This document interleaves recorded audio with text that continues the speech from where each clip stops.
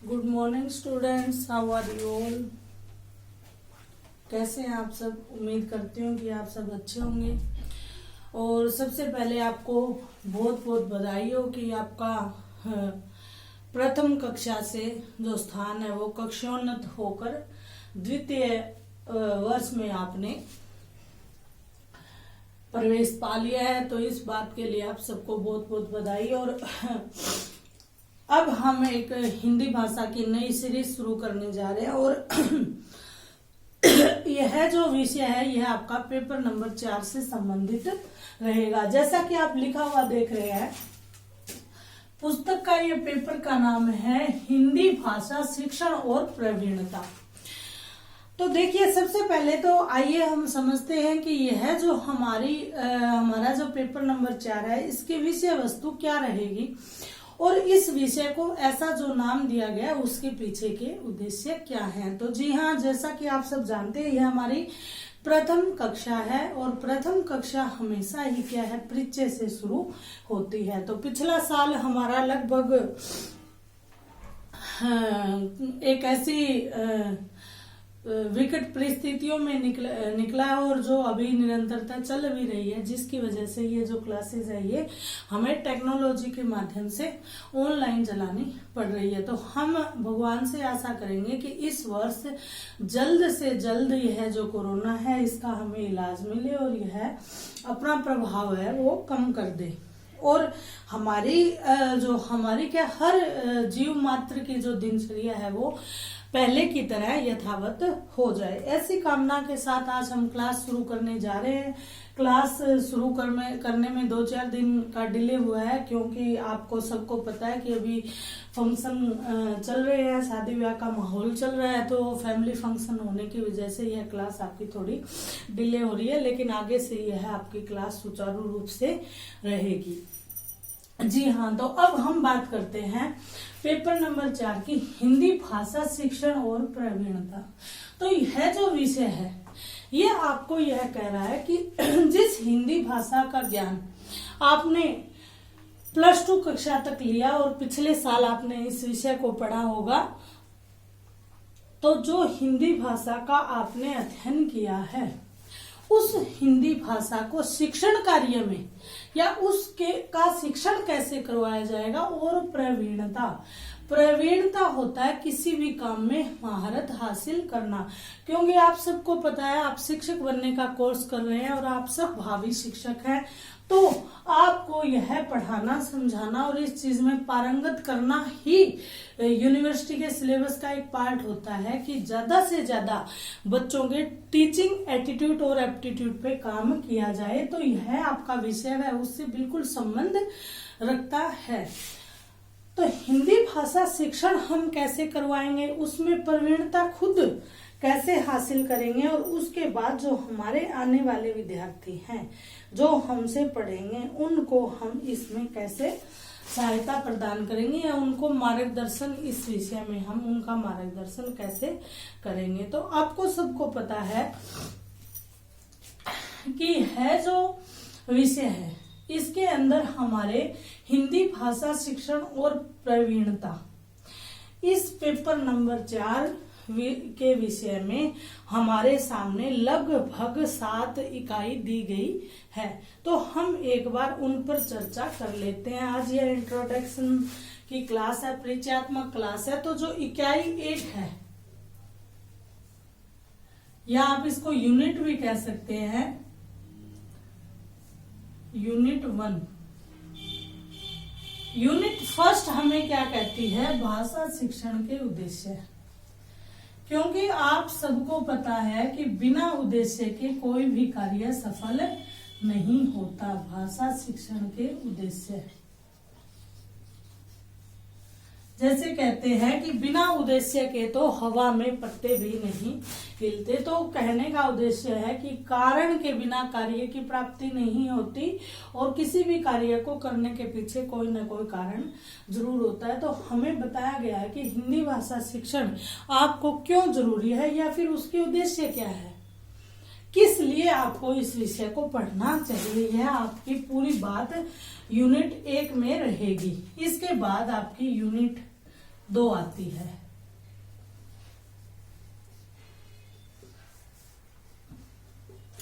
Unit second unit में आपके topic रहेगा या उप विषय रहेगा मौखिक अभिव्यक्ति।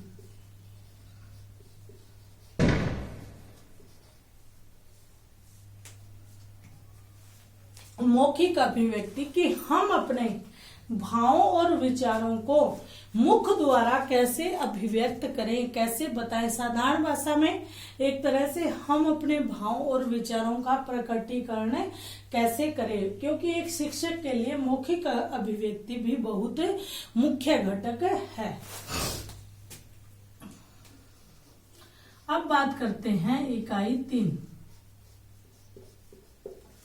अब इकाई 3 में हमारे सामने विषय आता है पढ़कर समझना।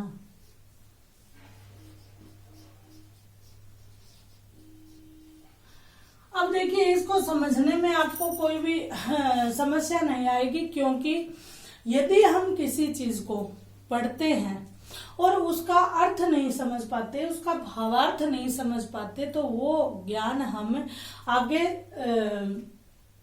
संप्रेषित नहीं कर पाएंगे। इसीलिए आपको इस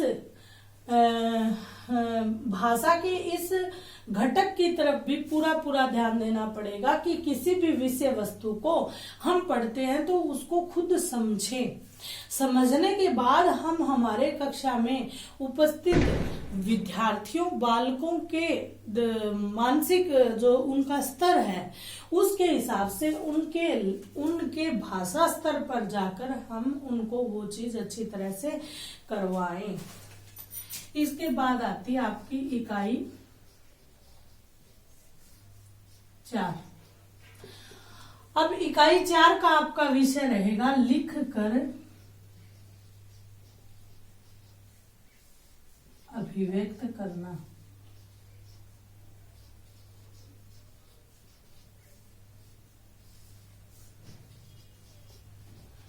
अब देखिए, ये सारी चीजें आपके शिक्षण का पार्ट हो क्यों सकता है या है क्यों? आप सोचिए, आपकी क्लास में 40 एवरेज 30 बच्चे लगभग होंगे। 30 में से आपके सामने भावी कवि बैठा होगा, भावी कवित्री बैठी होगी, भावी साइंटिस्ट बैठा होगा, भावी डॉक्टर बैठा होगा, भावी वकील बैठा होगा और भावी अध्यापक भी बैठा होगा। तो यह जो विषय है ये क्यों दिया गया है? क्योंकि यदि हम कोई चीज लिखते हैं, लेखन के माध्यम से प्रकट करते हैं, तो वो हमारे अपने विचार होते हैं, हमारी अपनी बौद्धिक क्षमता होती है, और वह बौद्धिक क्षमता लिखकर प्रकट करने के बाद ही अध्यापक उस बच्चे को परखता है कि इस बच्चे को हमें आगे किस लाइन में डालना चाहिए या भविष्य में यह बच्चा किस क्षेत्र में बहुत बढ़िया प्रदर्शन कर सकता है।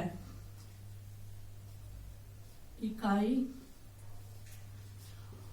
और यह विषय आपके पाठ्यक्रम में क्यों है? क्योंकि आप भावी शिक्षक बनने जा रहे हैं और शिक्षक के लिए दोनों ही बातें बड़ी जरूरी होती है। मौखिक अभिव्यक्ति, सबसे पहले उसको ज्ञान हो, उसके बाद उसकी अभिव्यक्ति का संप्रेषण करने का तरीका है, उसके बाद वह कोई भी विषय है उसको पढ़कर अच्छी तरह समझ सके और फिर उसको डिलीवर कर सके, अभिव्यक्त कर सके। वो माध्यम मौखिक भी हो सकता है और लिखित भी हो सकता है। अब इकाई 5 में आते हैं साहित्य के विविध पहलू।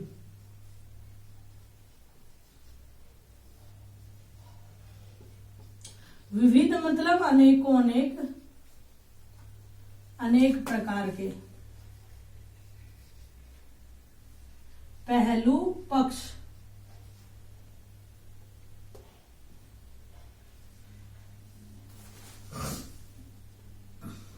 अब आप देखिए कि कोई भी भाषा बिना साहित्य के अधूरी है, बिना साहित्य लेखन के। अब साहित्य है क्या? एक तरह से अगर आप जाओगे तो ये ऊपर वाले टॉपिकों से बिल्कुल संबंध रखता है, क्योंकि साहित्य एक तरह से अभिव्यक्ति ही होती है, वो लिखी हुई अभिव्यक्ति होती है किसी लेखक की, किसी कथाकार की, किसी नाटककार की, किसी कवि की।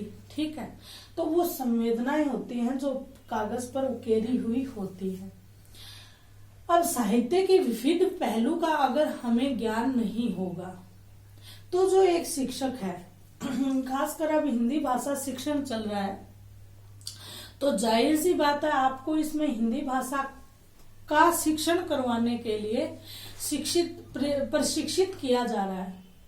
अब यदि आपको भाषा के साहित्य के विविध पहलुओं का ज्ञान नहीं होगा तो आप विद्यार्थी तक उस बात को नहीं पहुंचा पाएंगे और फिर वह जो ज्ञान है वह अधूरा रह जाएगा और आपका जो भाषा शिक्षण के उद्देश्य हैं वो पूरे नहीं हो पाएंगे। तो इसीलिए हिंदी भाषा शिक्षण के उद्देश्य को पूरा करने के लिए सभी घटक हैं वह बड़े महत्वपूर्ण है।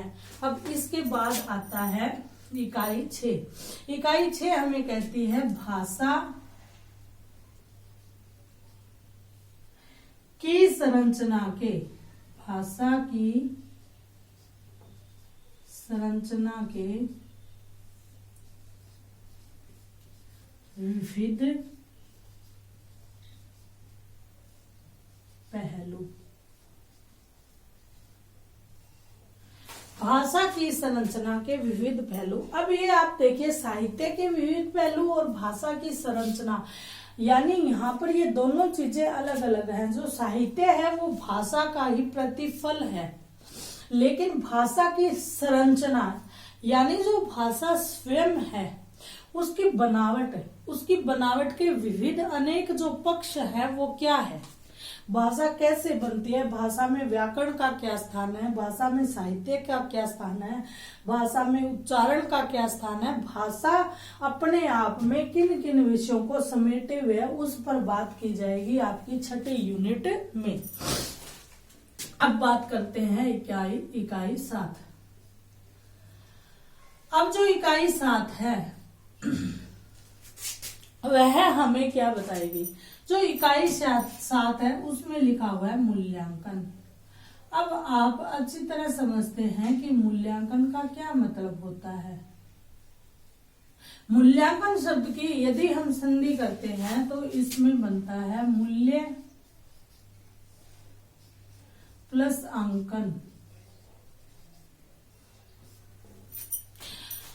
अब यहाँ मूल्यांकन हम बाजार से वस्तुएं खरीद के लाते हैं, उस पे भी मूल्य लिखा हुआ होता है, लेकिन यह जो विषय है यह उससे संबंधित नहीं है। कहीं ना कहीं यह विषय हमें क्या बता रहा है कि जो हम हिंदी भाषा शिक्षण और प्रवीणता का पेपर 4 है, इसमें जो जो घटक पे हम काम करेंगे उसका मूल्यांकन करना है कि कितने।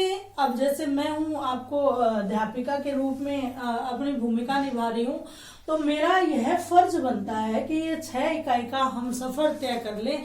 उसके बाद मैं मूल्यांकन करूं कि मेरे विद्यार्थियों को जो यह ज्ञान दिया गया है उसमें से कितना उन तक पहुंचा है, किस रूप में पहुंचा है, क्या उसमें एक तरह से कमी रह गई और क्या उसमें बहुत उसका बढ़िया पक्ष कौन सा रहा। तो जहां सुधार की आवश्यकता है वहां हमें मूल्यांकन के पश्चात ही पता लगेगा कि इस पक्ष को कमजोर यह पक्ष रहा है, इस पे हमें सुधार कार्य करना चाहिए। यह पक्ष बड़ा अच्छा हो गया है तो उसमें हमें कुछ नई चीजें करनी चाहिए, नए एक्सपेरिमेंट करने चाहिए।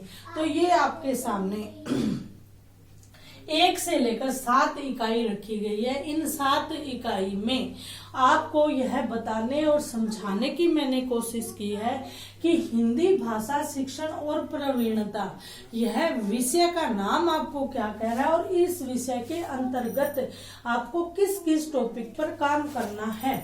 और यहाँ एक प्लस एडिशनल इम्पोर्टेंट बात आपके लिए क्या है कि आप सब भावी शिक्षक बनने जा रहे हैं और आज के समय में सबका जो एकमात्र उद्देश्य होता है वह होता है कि हम सरकारी पद को प्राप्त करें। और जब आप सरकारी पद को प्राप्त करने के लिए अभ्यास करेंगे, तैयारी करेंगे, तो आपको सबसे पहले जो साइकोलॉजी के अंतर्गत, ठीक है, 15 नंबर की जो यूनिट आपको मिलेगी या 15 नंबर के जो आपको विषय मिलेंगे वो आपको इससे संबंधित मिलेंगे। जो मनोविज्ञान, जो भाषा मनोविज्ञान से संबंधित जो प्रश्न आते हैं वो आपके यहाँ से बनते हैं। तो आपके यह जो विषय है और इसके जो अंदर वाले घटक हैं ये आपके लिए दो तरह से महत्वपूर्ण भूमिका निभाएंगे। नंबर एक, यह आपके शिक्षण में सुधार करेंगे, यह आपके शिक्षण को दिशा निर्देश करेंगे। उसमें आपको इस तरह से गाइड किया जाएगा, मार्गदर्शित किया जाएगा कि आप हिंदी भाषा शिक्षण में प्रवीणता को प्राप्त करें। और उसके बाद आपको भाषा शिक्षण से संबंधित लगभग जो घटक है उनसे वाकिफ करवाया जाएगा। और यह आपके जो घटक हैं यह आपके प्रतियोगी परीक्षाओं में भी आपके बहुत महत्वपूर्ण भूमिका निभाने वाले हैं। तो आज की क्लास में हमारा था हिंदी भाषा शिक्षण और प्रवीणता पेपर से परिचय। तो मिलते हैं अगली क्लास में। अगली क्लास में हम यूनिट 1 से शुरू करेंगे और ऐसे ही साथ बनाए रखिए, हम बड़ा अच्छा पढ़ेंगे। और नया साल आने वाला है, इसी कामना के साथ कि नए साल में इस पूरे ब्रह्मांड में एक नई ऊर्जाएं, नए स्वास्थ्य का आगाज हो और सब कुछ अच्छा हो। और इसी अच्छी भावना के साथ आज की क्लास को हम यहीं पैकअप करते हैं और मिलते हैं अगली क्लास में। तब तक के लिए आप अपना ध्यान रखिए, अपने परिवार का ध्यान रखिए और सब स्वस्थ रहें, अच्छे रहें। धन्यवाद।